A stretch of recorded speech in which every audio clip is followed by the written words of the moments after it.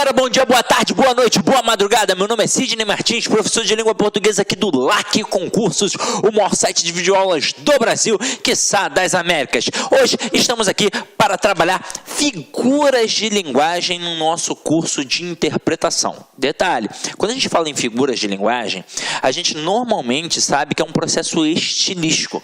Então, além de trabalhar toda a carga semântica que tem na estrutura, afinal de contas, quando a gente tem uma linguagem do dia a dia, objetiva, a gente utiliza dentro do sentido real, dentro do sentido original, é um sentido dicionarizado. Quando a gente cai para dentro da figura de linguagem, a gente vai utilizar dentro do sentido conotativo, dentro do sentido figurado, dentro do sentido literário, ou seja, a gente vai empregar a palavra ou a expressão fora de seu sentido original. Então é a possibilidade que a língua tem de trabalhar vários aspectos que vão além da linguagem objetiva dos textos do dia a dia. Na verdade, aqui a gente vai trabalhar algo a mais, algo que tem muito a ver com o próprio estilo do autor, de quem produz aquele texto, de quem produz aquela expressão. Então, é uma forma muito peculiar de trabalhar a linguagem e muito interessante. A gente vai estudar isso para que você tenha a capacidade de responder as questões das provas, mas também de perceber todas as malícias que a língua possui dentro de um texto e poder interpretá-lo melhor. Então, o que a gente vai fazer aqui? Eu sei que figuras de linguagem é algo muito tranquilo para alguns candidatos, mas é algo muito nebuloso para outros. Então, como de praxe, a gente vai fazer um estudo dirigido e vai cair para dentro para poder entender todo o desmembramento que tem dentro da figura de linguagem e também quais são aquelas que caem mais na prova. Tranquilo? Então, vamos lá. Quais são, né? Então, acompanha aqui comigo. Ó.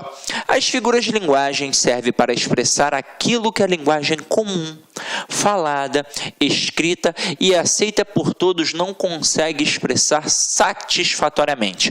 São uma forma de o homem assimilar e expressar experiências diferentes, desconhecidas, novas. Por isso, elas revelam muito da sensibilidade de quem as produz, da forma como cada indivíduo encara as suas experiências no mundo. As figuras de linguagem podem ser as mais variadas possíveis e se dividem de acordo com a sua natureza em figuras semânticas, fonéticas e sintáticas. A própria nomenclatura já mostra a que vem cada uma. Semântica, obviamente, tem a ver com um sentido, com a ideia, com um significado.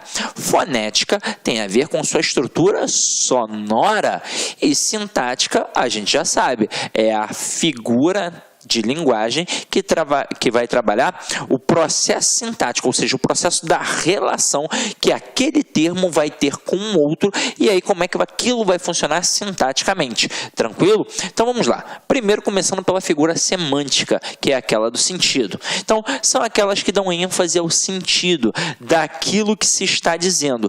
Toda vez que uma palavra ou expressão foi utilizada conotativamente com o objetivo de realçar uma ideia, ocorre uma figura semântica. Então vamos lá. A primeira e a principal é a metáfora. Então nós vamos estudar através dela. Por quê? Todas as outras são provenientes da metáfora. Se tem duas para eu falar que são muito importantes, são metáfora e metonímia. Todas vêm depois delas, ok? Então vamos lá. Primeira metáfora.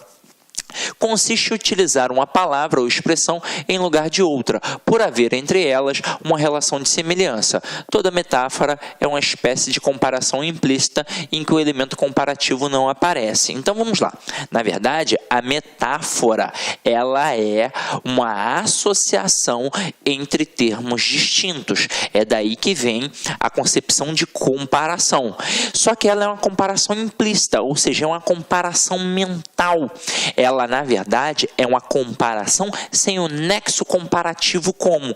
Então, eu vou olhar e eu vou perceber que é uma comparação, mas eu não vou ter uma palavrinha para dizer isso. Então, aqui, ó, os seus olhos são espelhos d'água Então aqui a gente tem claramente uma comparação entre olhos e os espelhos d'água, para querer dizer provavelmente que os olhos são límpidos. Tanto é que eu boto aqui no nosso material, ó. Nesse caso, a expressão espelhos d'água fica no lugar dos elementos comparativos límpidos, transparentes, brilhantes, por manter com eles uma relação de semelhança. Além disso, podemos notar perfeitamente a implícita comparação estabelecida entre olhos e espelhos d'água. Os seus olhos são límpidos, transparentes, brilhantes, como um espelho d'água. Aqui eu coloco outros exemplos para que você possa entender melhor. Então, ó, o diretor é uma fera, minha mãe é uma santa, o vestibular é uma batalha, sua boca é um cadeado. E para ficar bem claro essa história de comparação mental e implícita, vamos lá. Eu coloco aqui assim, ó. Jorge é um porco. E Jorge come como um porco. Vamos aprofundar os aspectos apresentados. Então, na primeira expressão, eu coloco Jorge é um porco. Então, notoriamente, a gente tem uma associação entre Jorge e o porco. E aí, nessa hora, a gente faz uma comparação mental, uma comparação implícita. Ao dizer que o Jorge é um porco, eu, inclusive, abro o leque de possibilidades. Este Jorge pode ser um porco por ser um camarada nojento, por ser um camarada que não toma banho, por ser um camarada que não sabe, de repente, comer direito, um monte de coisas. Mas ele pode ser um porco porque é um pedófilo, porque é um camarada que fica assediando mulheres dentro do metrô, dentro do ônibus, por, de repente, ser um 71 que não me pagou. Então, é um monte de coisa. O Jorge é um porco.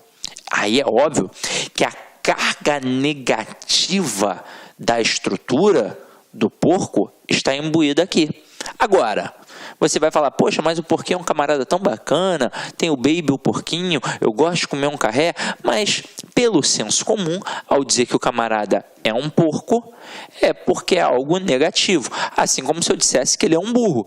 Mesmo a gente estudando a fundo e percebendo que o burro, o animal, né, o animal mesmo, o burro, é um ser muito inteligente, por sinal.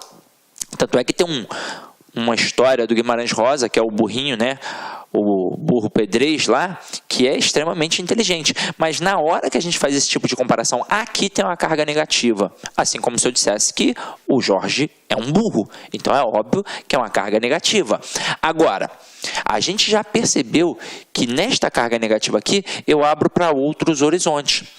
Impossível seria se a gente estivesse fazendo com uma linguagem denotativa. Isso só é possível ao trabalhar a linguagem conotativa, a linguagem figurada, que é repleta de possibilidades.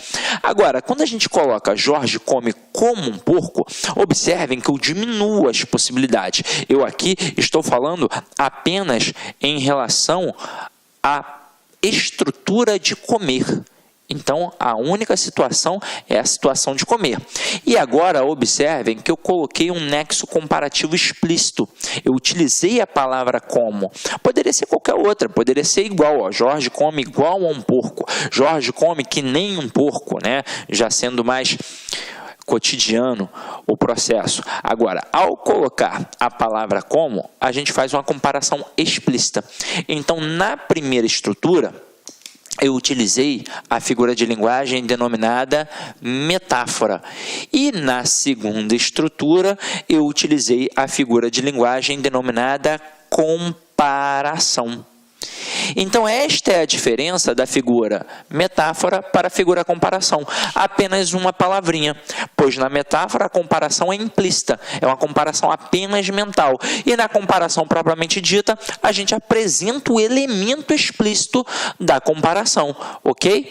Poderia aqui trabalhar várias metáforas. Eu poderia dizer, por exemplo, que a Clara é uma flor de menina.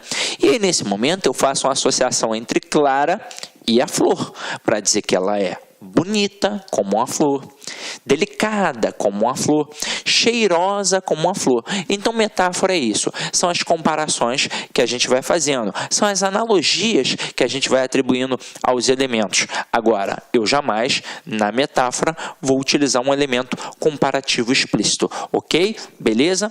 Agora, vamos para a próxima figura de linguagem, muito utilizada nos textos e que pode cair numa prova sua. Então vamos lá. A próxima, como eu disse, na questão da importância, só pode ser quem? A metonímia. E aí vamos ver as vastas possibilidades que ela nos apresenta. Então vamos lá. Ó. Aqui, quando a gente fala em metonímia, ela consiste na substituição de um termo por outro. Então, se a metáfora é um processo de associação, ou seja, de comparação entre dois termos distintos, a metonímia é um processo de substituição. A gente vai pegar um elemento e substituir por outro. E aí, ó, vamos lá. Nós temos várias possibilidades. Eu tenho o autor pela obra, o continente pelo conteúdo, o lugar pela pessoa, o efeito pela causa, a parte pelo todo, o material pelo objeto, a marca pelo produto e por aí vai, baseando-se em uma estreita relação de sentido. Então, acompanha aqui comigo, ó. Autor pela obra. Acabei de ler Vinícius de Moraes. Você não está lendo Vinícius de Moraes em braille, né? Passando a mão nele ali. O que você leu foi o poema, foi a obra, foi os textos de Vinícius de Moraes. Olha a próxima. O continente pelo conteúdo. Bebi apenas 2 copos de vinho. Você, na verdade, não bebeu o copo, você bebeu vinho. Então, quando você diz que comeu um prato de macarronada, o continente pelo conteúdo. Quando diz que você bebeu um copo de cerveja, o continente pelo conteúdo.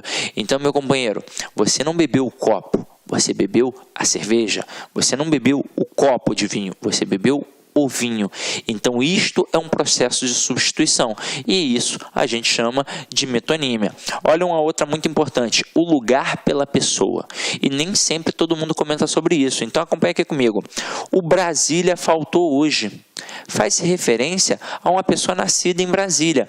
Na verdade, eu coloquei ali no nosso exemplo Brasília, mas no dia a dia, normalmente a gente não faz com a palavra Brasília. Você já deve ter percebido que a gente normalmente pega isso com a galera principalmente do Nordeste, mas também com a galera do Rio de Janeiro e com a galera de São Paulo. Isso acontece muito. Eu botei Brasília aqui, mas eu, pelo menos, Sidney, não escuto muito. Eu vi no exemplo e achei interessante trazer a voga aqui pra gente.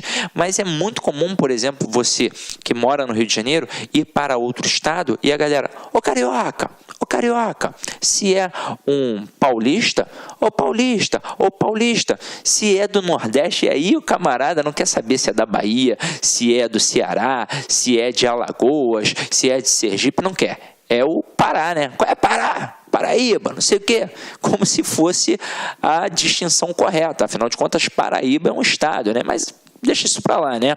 Agora, quando o camarada fala assim, o Ceará, que tem o comediante, por exemplo, na hora que ele bota o Ceará, isso é muito comum com a galera do Ceará, ele está fazendo uma troca do lugar pela pessoa, da pessoa pelo lugar e por aí vai. Aqui eu botei Brasília, citei algumas situações, mas é muito comum com todos os locais, na verdade, e principalmente com a galera do Ceará. E eu sou do Ceará, então posso falar e tenho certeza que isso acontece muito. Então vamos lá, ó.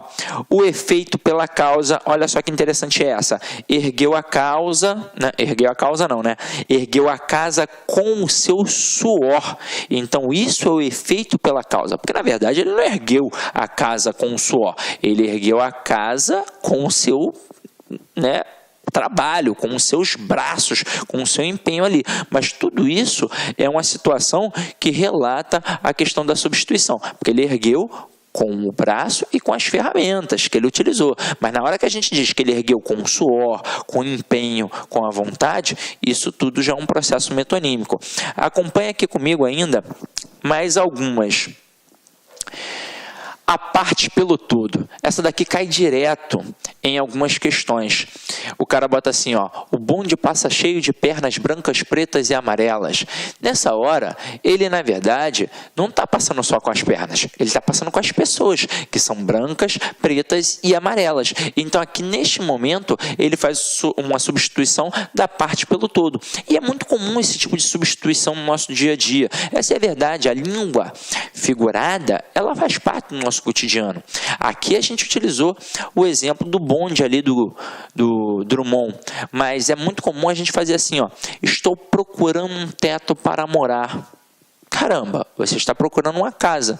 Na hora que você diz que está procurando um teto, você está trocando a parte pelo todo. É ou não é verdade? E aí você tem um exemplo de metonímia. Acompanhe aqui comigo o próximo. O material pelo objeto. O gato quebrou toda a porcelana da casa.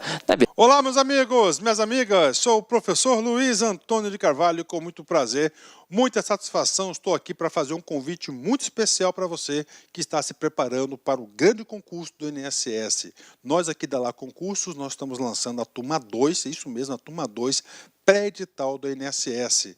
Se você ficar até o final desse vídeo, eu vou passar para você um caminho na qual você poderá assistir o nosso curso grátis, né? Para você não vai ter essas interrupções do professor Luiz Antônio. Então fique até o fim que eu vou passar o caminho na qual você pode estar assistindo a aulas grátis aqui na Lá Concurso, né? Então vem comigo, nós aqui da Lá Concurso, nós montamos um super curso pré-edital. Você pode ter certeza que este curso aqui para o INSS é o melhor custo-benefício da internet, um curso completaço, um curso de 6 meses.